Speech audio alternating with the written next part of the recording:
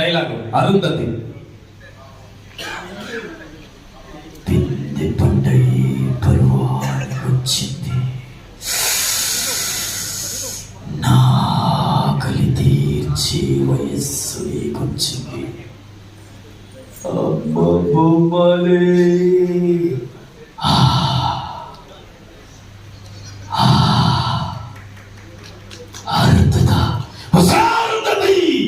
నీకు పెళ్ళ, నన్ను చంపి సమాధిలో గుళ్ళ పెట్టిన నిన్ను వదల బొమ్మాలి, వదలా. వస్తా వస్తా, గద్వాలకి ఖచ్చితంగా నప్పిస్తా. ఇది డైలాగు. ఇదే డైలాగ్ ని మన మాజీ ముఖ్యమంత్రి కేసీఆర్ గారు అయితే అలా చెప్తాడు. చాలా గమ్మత్తుగా మాట్లాడతాడు. కేసీఆర్ గారు అయితే అలా చెప్తారు ఇదే డైలాగ్. గజ అరుంధతి, నీకు పెళ్ళానే? ఎవరు చేసుకుంటారా? గాంధుడా తెలంగాణ?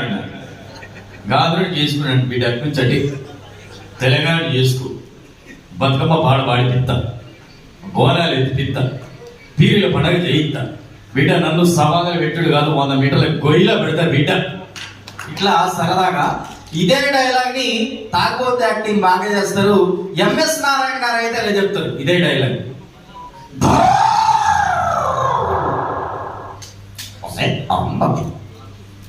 నీకు పెళ్ళం, ఇప్పుడే కాంట్రాక్ట్ ని కొడుకొని లేపేశాం.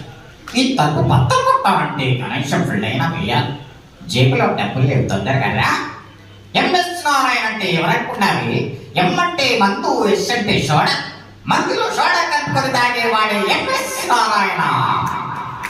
ఇలా ఇదే డైలాగ్ ని కొండవలస లక్ష్మీనారాయణ గారు అయితే అలా చెప్తారు. అయితే ఓకే డైలాగ్ తో బాగా ఫేమస్ అయ్యారు. ఆయన గారు అయితే అలా చెప్తారు, కొండవలస గారు.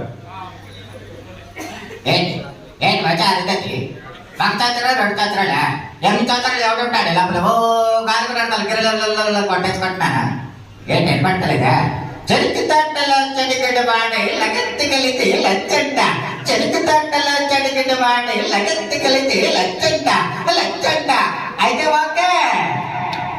ఇట్లా ఇదే డైలాగ్ సరదాగా నవ్వించాలని. అలాగే నువ్వు నాకు నచ్చాల ఒక సినిమా వచ్చింది, చూసారన్నా? అందరూ ఏదో నేరాలు ఘోరాలు చూసినట్టు చూస్తున్నారు. మనకి వార్తలు అంటే బాగా ఇష్టం కాబట్టి ఏం చెప్పినా మీరు ఇట్లనే చూస్తారు సైలెంట్ గా, సరదాగా నవ్వించాలనే. అలాగే నువ్వు నాకు నచ్చాల ఒక సినిమా వచ్చింది. అందులో హీరో ఎవరన్నా?